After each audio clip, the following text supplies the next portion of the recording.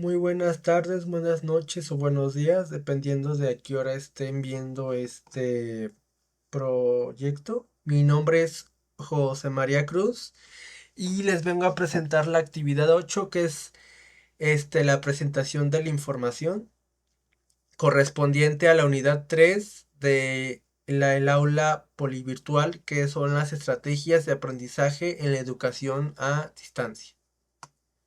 Y bueno, antes de empezar, me tomé la libertad de hacer un pequeño mapa conceptual de los tres temas de la unidad 3 del aula, que son el aprendizaje a distancia y cultura digital, lenguaje y comunicación en la educación a distancia y presentación de la información.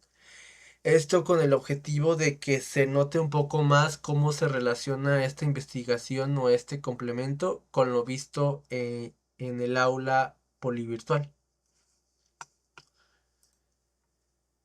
Bueno, antes de empezar, para hacer esta actividad se recurrió a la pregunta ¿por qué es importante la planeación para la elaboración de un recurso virtual? Pero primero para responder esta pregunta, primero hay que saber ciertos conceptos. El primero es como tal que es un recurso virtual o en este caso entorno virtual de aprendizaje, EVA, y su función es aportar mejoras a la calidad y variedad en enseñanza-aprendizaje que no se consiguen utilizando los métodos convencionales de siempre.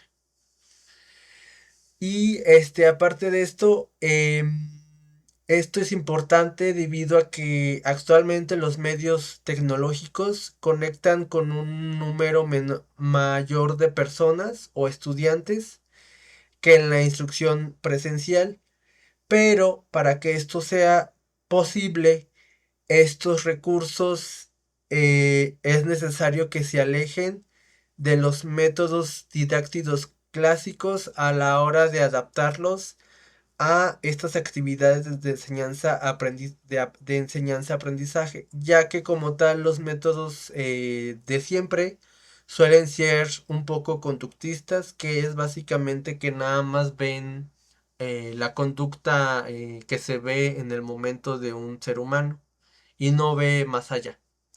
Entonces, a pesar de esto, en la planificación de estrategias de este tipo de recursos, se debe de analizar las posibles dificultades que se puedan presentar, ya sea para el alumno, para el profesor, para la institución, así como tener muy en cuenta los conocimientos previos del alumno y las condiciones y el contexto específico en el que se llevará a cabo este aprendizaje y en dónde está situado el alumno.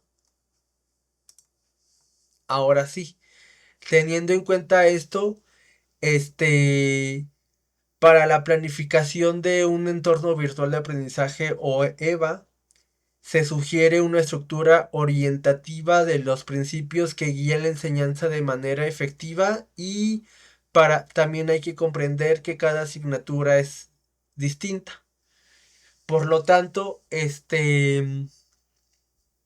la planeación de este tipo de recursos o instrumentalización didáctica, que también se le llama así, es la fase intermedia del diseño instruccional y establece que las situaciones de aprendizaje a través de la didáctica crítica que busca la reflexión, el debate y la introyección de valores, son necesarios lograrlos con los siguientes recursos, como son foros, sopas de letras, debates, blogs, wikis, documentales, historietas, mapas conceptuales, iconografías, etcétera.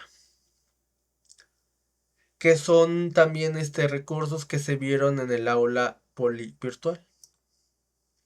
Ahora sí, antes de ver cómo se desarrolla esta planeación, hay que primero ver qué tipo de actividades de aprendizaje se ven en este tipo de ambientes tecnológicos. El primero son las actividades asimilativas que buscan la comprensión de conceptos, ya sea mediante videoconferencias, lecturas, textos, videos, presentaciones o diapositivas. Después tenemos las actividades de gestión de la información que plantean una búsqueda y una selección de la información. Y esto se puede hacer mediante esquemas, mapas conceptuales, infografías, instructivos, etcétera. Después tenemos las actividades de aprendizaje comunicativas, en las cuales se busca que se critiquen y se comuniquen o defiendan ideas del alumno. Y esto se logra con debates online, foros de discusión, grupos de WhatsApp, videoconferencias, discusiones en equipo, etcétera,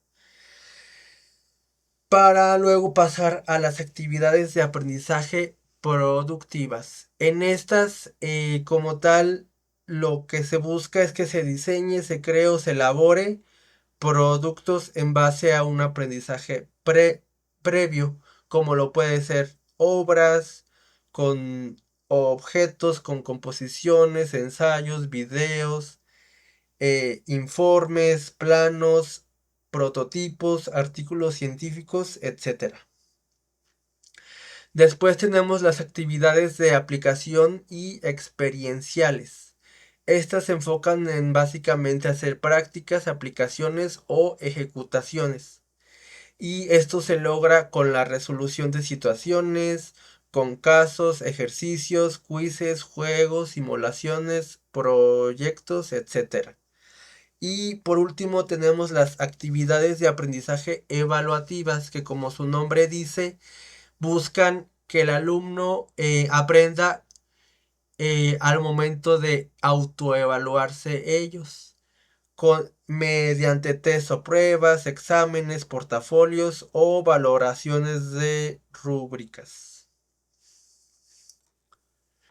Ahora sí, para el diseño o la planeación del diseño de este tipo de contenidos tenemos distintos pasos. El primero es, como tal, lo referente al diseño para contenidos digitales.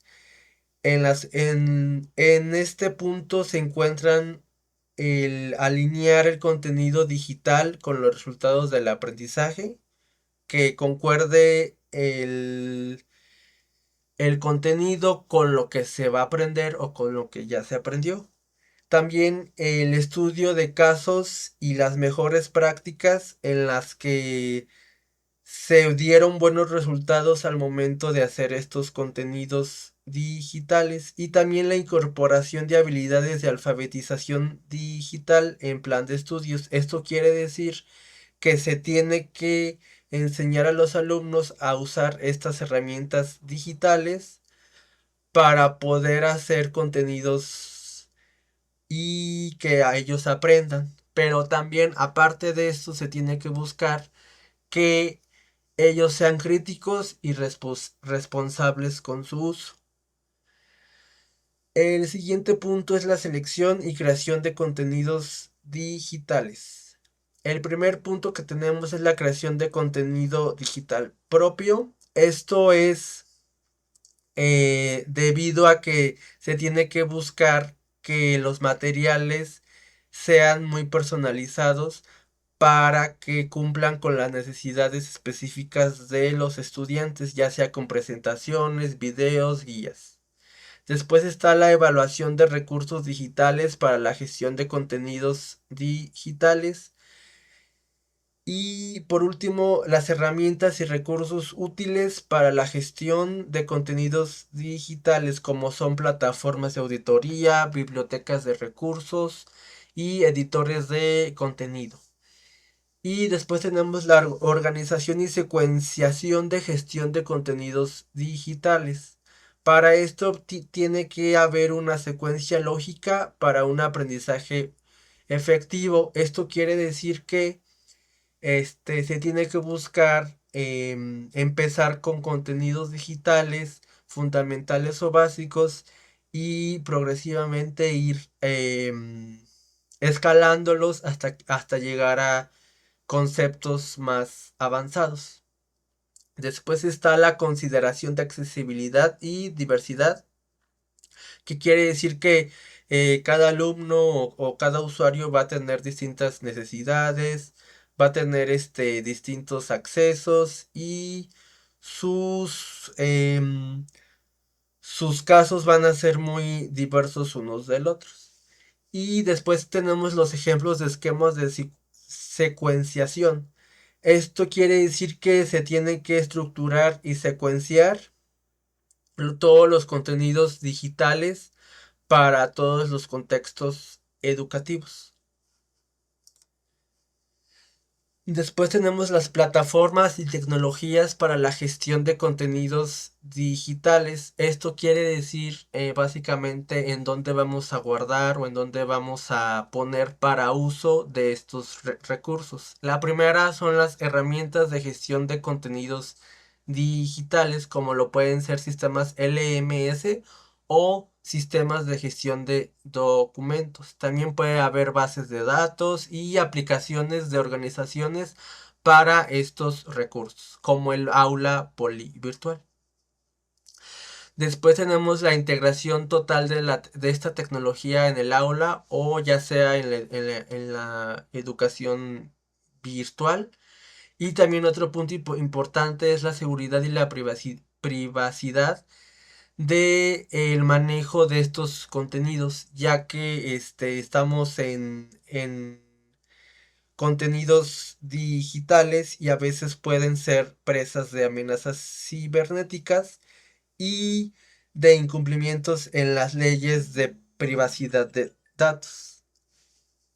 Y por último tenemos la evaluación y mejora continua en la gestión de contenidos digitales.